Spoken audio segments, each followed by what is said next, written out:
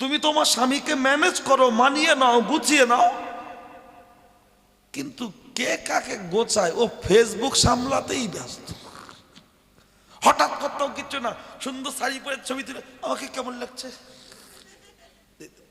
তা পাড়ার ছেলেরা ভালো বললে তোর বাপের কি আমার বাপের কি, নাকি ভুল বলছি?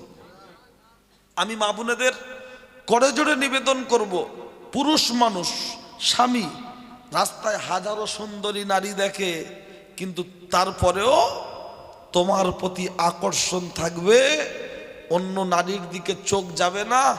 এর জন্য তাবিজটা তোমাকেই করতে হবে, কোনো মৌলী সাহেবের কাছে গেলে হবে না। ভাই একটু আসতে,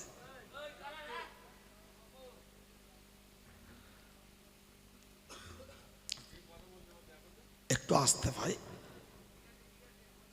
তো মৌলী সাহেবের কাছে তাবিজ নিয়ে স্বামী কন্ট্রোলে থাকবে, স্ত্রী কন্ট্রোলে থাকবে, এটা কেমন একটা মানানসই না।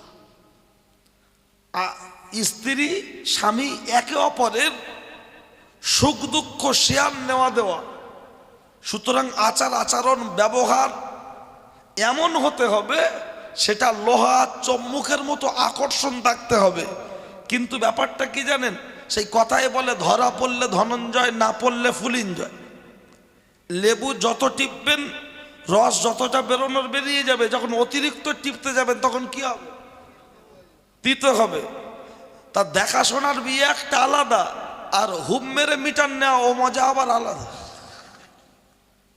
যার কপালে জুটেছে সে মনে মনে করছে কেন যে করেছিলাম।